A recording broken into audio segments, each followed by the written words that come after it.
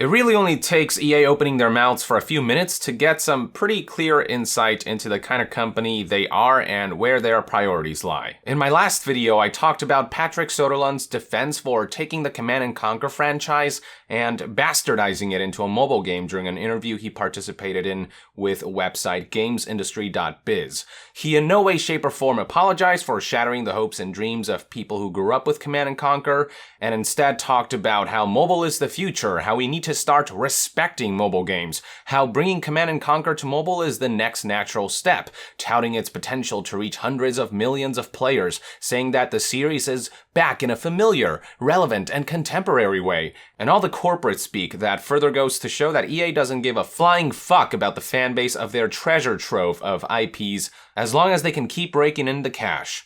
Perhaps most infuriating of all was Patrick Soderlund's statement that for EA, people make the mistake of expressing what they really want out of their games because they apparently think that we are too dumb and don't know any better. Now, as part of that same GamesIndustry.biz interview, Patrick Soderlund was asked about the loot box controversy, and his response once again revealed EA's true colors. He began by feigning humility with the following statement. For us, we have come together after the learnings with what happened last year. We have put together a framework on how we believe a large service should function, and it's something we apply across the whole company, across all products. He then proceeds to talk about a topic that EA is all too unfamiliar with, fairness. He said, quote, "You have to look at it from the perspective of what's fair. Fair is the number one thing. When you buy a product from us, you should get full value for the money you spend. There should be a fair game economy in the game, so you can't pay to win. We don't want you to be able to pay your way to be better than others. That's important to us. But we also look at trends in the market and see people are fine with paying for other things, such as how they appear in the game. That seems to be completely fine." You've gotta love how righteous EA tries to come across when they were the progenitors of the current global backlash against loot boxes. If there is one word EA does not deserve to tout, it's fair, especially when you consider that the publisher has yet to prove that they're willing to be fair when it comes to their biggest cash cows, when they've got utterly predatory mobile games like Dungeon Keeper unapologetically kicking strong. Just to put things into perspective, this is a game that's so riddled with ludicrous time gates and microtransactions that nickel and dime players so insidiously that the UK had to step in and rule that EA was no longer allowed to advertise Dungeon Keeper as a free-to-play game. And yet EA has the audacity to talk about fair, or argue that we have to start respecting mobile games, when they themselves have only contributed to the reason mobile gaming has lost all semblance of respect. It's also worth noting that much like Command & Conquer, Dungeon Keeper also started out as a beloved PC game series that EA bastardized into a mobile title, so if that doesn't give you an idea for the fate that awaits Command & Conquer's mobile outing, I don't know what will. Another big cash cow for EA is of course FIFA, EA Sports titles, and their Ultimate Team mode. It should come as no surprise that despite all this talk about fairness, PAX, FIFA's version of loot boxes, will make a return to FIFA 19's Ultimate Team, and this is something that games industry actually brought up.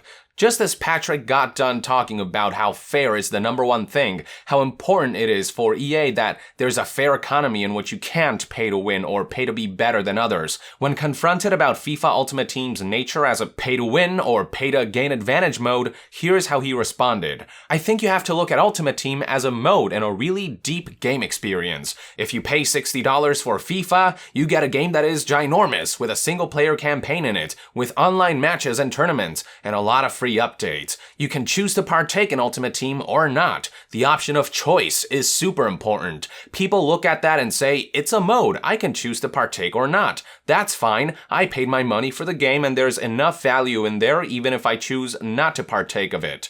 And we see it in how many hours people play FIFA. Yeah, this right here, ladies and gentlemen, is classic EA. When their hypocrisy gets pointed out, they immediately retreat to their tried and tired player choice argument. Patrick, you just said that EA no longer wants to create an economy where players who pay the most money can get significant advantages. And yet here you are defending Ultimate Team, which enables the very thing you said EA is now against. Nothing's changed. Just like before, those who shell out more money in Ultimate Team, those who continuously gamble, will have a much bigger chance of earning the best players like your Messis and your Cristiano Ronaldos, who do offer gameplay advantages. And no, tucking away gamble-to-win mechanics in a corner of a game and saying players can choose not to explore that shady corner doesn't excuse or null the fact that gamble-to-win or gamble-to-boost elements exist in the game. It's also worth noting that Ultimate Team isn't just any game mode either. The idea of putting together your Ultimate Team with players from all factions of the world is something that appeals to a lot of people, and EA knows this. They are well aware of what a big part of FIFA, a mode like Ultimate Team, is to fans of the sport. It's the reason so many people engage in Ultimate Team, why the mode earns so much money. By telling people you can choose not to play Ultimate Team if you don't like how it's pay to win or pay to boost, Patrick is basically saying you have the choice of missing out on a significant part of the FIFA experience if you don't like how this mode is basically a glorified casino.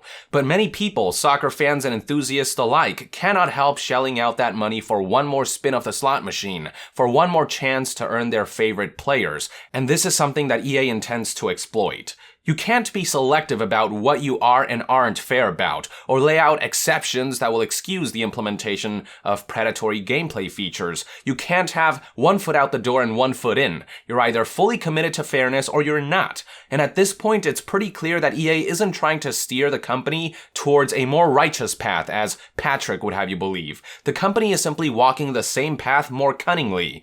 Don't believe for a second that EA removing loot boxes and confining microtransactions to upfront cosmetics in upcoming games like Battlefield 5 and Anthem is being done out of the kindness of EA's heart. It's a tactical retreat. EA can't afford another backlash like Battlefront 2, and at the same time, neither Battlefield 5 or Anthem are nearly as financially lucrative as the likes of FIFA or Dungeon Keeper, so they can afford to remove loot boxes for those two titles. It harkens back to how, despite the catastrophic launches of Mass Effect Andromeda and Battlefront 2, EA still managed to make record revenue in 2017 because games like FIFA, modes like Ultimate Team, and mobile titles like Dungeon Keeper picked up the slack. So ultimately, backpedaling on Battlefield 5 and Anthem loot boxes was more about making a smart business move, about mitigating bad PR, not about doing the right thing. EA doesn't give a shit about consumer friendliness and have zero moral standards, as evidenced by how it's business as usual for cash cows and golden geese like FIFA and Dungeon Keeper. There's a reason for why so much of EA's E3 2018 press conference focused on EA Sports and the new Command & Conquer mobile game, with showcases for titles like Battlefield 5 and Anthem feeling like afterthoughts. For EA, E3 isn't an opportunity to appeal to gamers, it's an opportunity to kiss the asses of their investors. You want to talk fair, Patrick? Implement a fair economy and a fair gameplay experience across the board and not just on the more expendable titles. Remove loot boxes, disable the ability to pay for advantages, and stop nickel and diming players outright across all EA titles, and then we can talk about fair. Until then though, take your false reassurances and appeals, take your feigned empathy and righteous stance, and shove them right back up your ass where it came from, along with all the other bullshit you've spouted over the years. With that, I would like to end this news update and discussion video. Thank you for tuning in. If you enjoy my content and would like to support this channel directly, consider donating on Patreon. And to be further updated on all things gaming news, reviews, and discussions, stay tuned right here on Young Yeah. I'll see you guys next time. Young out.